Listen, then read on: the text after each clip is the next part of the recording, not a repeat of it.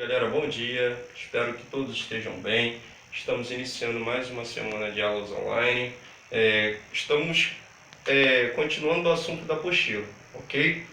E o novo assunto da apostila, para os últimos capítulos, para nós terminarmos a apostila, está falando sobre o processo de industrialização no Brasil. Nós sabemos que o Brasil, em relação ao processo de industrialização, foi bem mais atrasado que nos países desenvolvidos, né? Nos países desenvolvidos ocorreu desde a primeira Revolução Industrial, né? Passando pela segunda, onde se desenvolveu ainda mais. O Brasil apenas no século XX, né? A partir de 1930, principalmente.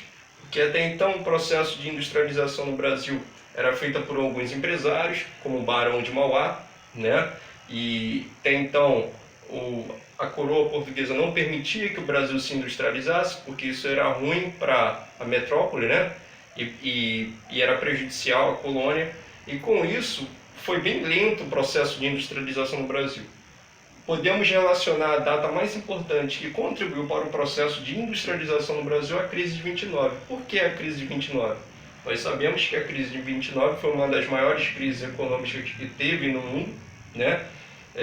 Que provocou várias consequências, inclusive aqui no Brasil. Porque até então o Brasil era um país agroexportador, dependia principalmente das exportações do café, e os Estados Unidos, que era o principal comprador do café brasileiro, entrou numa grave crise. E devido a essa grave crise, os Estados Unidos parou de comprar esse café e o Brasil teve que recorrer a outros meios, a outros desenvolvimentos econômicos para continuar promovendo o seu desenvolvimento. E com isso motivou o quê? O processo de industrialização. Então nós podemos citar a crise de 29 como um importante fator histórico que contribuiu para a industrialização no Brasil. Como eu falei anteriormente, até antes desse período existiam algumas regiões que eram áreas isoladas de indústrias, mas promovidas por pequenos grupos de empresários. Então a consequência disso, da crise de 29, foi o quê? O Brasil se tornar um país industrial e também contribuiu para um grande êxodo rural. Né? O que é o êxodo rural? As pessoas saíram do campo para as cidades para trabalharem nas indústrias.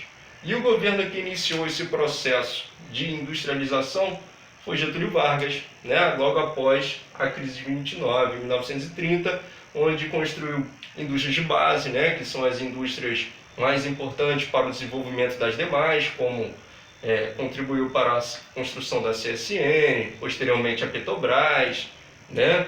A fábrica de motores que ficava em Xerém, enfim.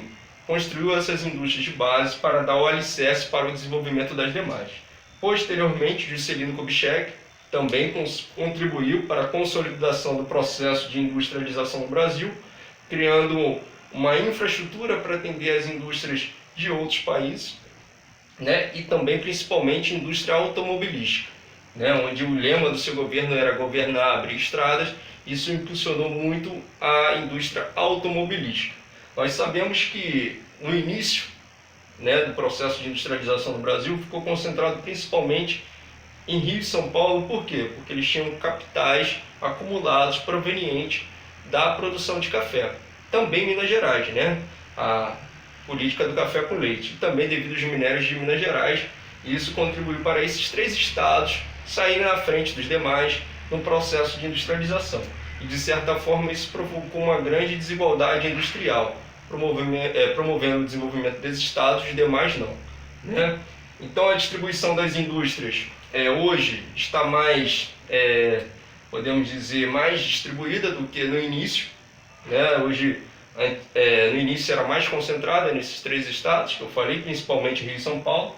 Hoje as indústrias estão espalhadas em vários estados do Brasil, porque hoje elas são atraídas por outros fatores. No início da industrialização, elas eram atraídas principalmente pela matéria-prima, pelo mercado consumidor. Hoje não. Hoje as indústrias são atraídas pelo quê? Pela mão de obra barata, isenção de impostos. E por isso que essas indústrias estão se instalando em outros estados e saindo dos grandes centros, como Rio e São Paulo. Esse processo chama-se de desmetropolização, devido aos problemas urbanos que ocorrem nesses dois estados, né? E a mão de obra ser mais cara, os impostos serem mais caros.